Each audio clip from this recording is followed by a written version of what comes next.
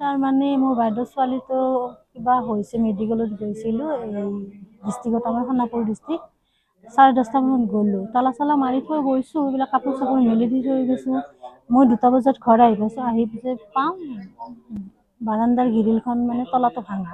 তাৰপিছত মই ইমিডিয়েট ঘৰৰ ভিতৰত সোমাই গ'লোঁ, যাওঁ যে গড্ৰেজ দুটা খোলা মোৰ সোণা আছিল, চেইন এডাল, আঙুঠি 4টা, খাৰু এযোৰ, পইচা গোটৰ পইচা 50,000 আছিল, সেইখিনি গোটাই লৈ গ'ল।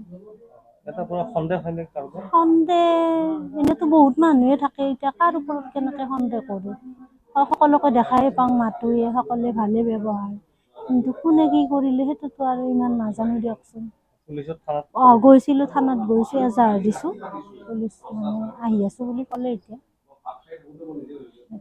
হয়, আজি যিটো ঘটনা হ'ল আমাৰ ইয়াৰে, মোৰ ঘৰৰ ওচৰৰে হয়। দিন দুপৰতে তাইৰ ৰুণু দাসৰ ঘৰত চোৰ সোমাই ঘৰৰ গ্ৰিল ভাঙি ভিতৰত সোমাই আলমাৰীৰ লকাৰৰ পৰা নগদ 50,000 টকা আৰু সোণ প্ৰায় চেইন এডাল, আঙুঠি 4টা আৰু খাৰু এযোৰ লৈ যায় চোৰে।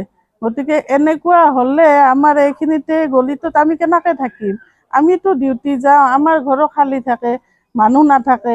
গতিকে এইটো আমাৰ পুলিচ প্ৰশাসনে অলপ চাব লাগে, আৰু যিবিলাক মানুহ ইয়াতে কিছুমান অচিনাকি মানুহ আছে, সেইবিলাককো অলপমান গুৰুত্ব দি পৰিচয় পত্ৰবিলাক চালে ভাল পাম আমি, আৰু নহ'লে আমাৰ ইয়াতে থকাটো বহুত অসুবিধা হৈ পৰিছে।